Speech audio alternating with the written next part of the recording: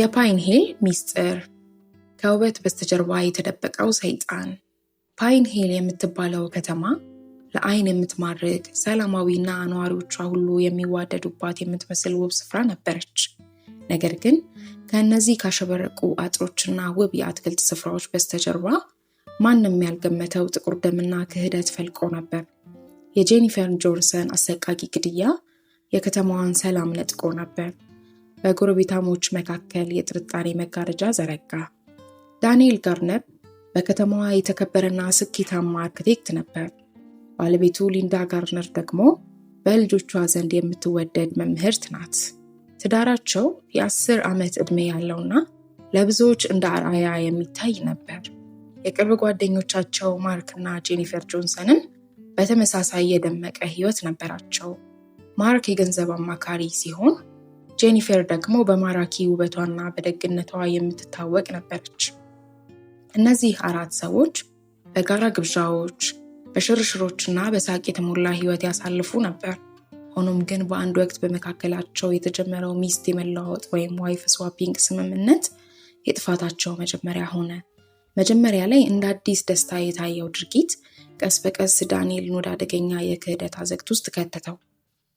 ዳንኤል ለጄኒፈር የነበረው ስሜት ከስምምነቱ ወጥቶ ወደ አባዜ ተቀየረ። ሊንዳ ባለቤቷ ጄኒፈር በሚመለከትበት አይን ውስጥ የሆነ የተለየ ነገር እንዳለ አስተዋለች። ዳንኤል ስራውን ትቶ ስለ ጄኒፈር ማለም፣ እሷ ወዳለችበት ቦታ ለመሄድ ሰበብ መፈለግ ጀመረ። ጄኒፈር የዳንኤልን እይታ እያሰጋት ሲመጣ ነገሩ መስመር እየሳተ መሆኑን ተረዳች። ይህ ስምምነት እዚህ ላይ መቆም አለበት ስትል ወሰነች። ነገር ግን ዳንኤል የእኔ ካልሆንሽ የሚል የጨለማ መንፈስ ተጠናውቶት ነበር።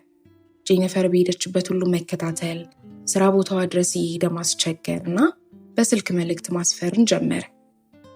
አንድ ሌሊት ማርክ ጆንሰን ለስራ ጉዳይ ከከተማ ወጣ። ይህ ለዳንኤል ትልቅ አጋጣሚ ነበር።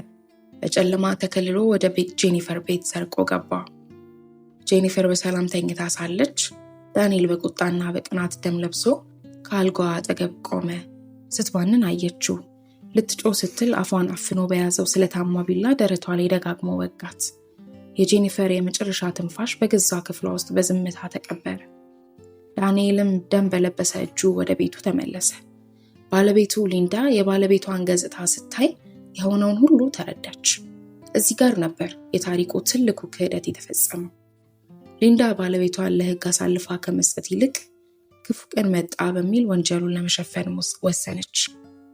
የደም ልብሶቹን አቃጠለች፣ ቤቱን አጸዳዳች እና ለፖሊስ የሚነገር የሐሰት ታሪክ አዘጋጀች። መርማሪ ሚቼል ወይም ዲቴክቲቭ ሚቼል የሳለ አይምሮ ያላት ሴት ነበረች። የጋርነር ጥንዶች የሚናገሩት ታሪክ የተቀናበረ መሆኑን ጠረጠረች። የጄኒፈር ስልክ ሲመረመር ዳንኤል የላካቸው እልፍ አላፍ የፍቅርና የማስፈራሪያ መልእክቶች ተገኙ። በተጨማሪም አንድ ጎረቤት በዚያች ሌሊት የዳንኤልን መኪና በጄኒፈር ቤት አቅራቢያ ማየቱን ለፖሊሶች አሳወቁ። ፖሊሶች የጋርነርን ቤት በብርበራ ሲፈትሹ ሊንዳ ምንም ያህል ብታጸዳዳውም በመሬቱ ስር ዘልቆ የገባ የደም ቅሪት በፎረንሲክ ምርመራ ተገኘ። ዳንኤል በምርመራ ወቅት መደበቅ አልቻለም። እኔ ነኝ የገደልኳት ብሎ ሲጮህ ሊንዳ በወንጀሉ እኩል ተባባሪ መሆኗን ይፋ አደረገ። የፓይን ሂል ከተማ እውነተኛ ገጽታ ታወቀ። ፍጹም የሚመስለው ትዳር በደምና በውሸት የተገነባ መሆኑ ተጋለጠ። ዳንኤል ጋርነር ያለ ይቅርታ የዕድሜ ልክ እስራት ተፈረደበት። ሊንዳ ደግሞ ወንጀልን በመደበቅ የ15 ዓመት እስራት ተበየነባት።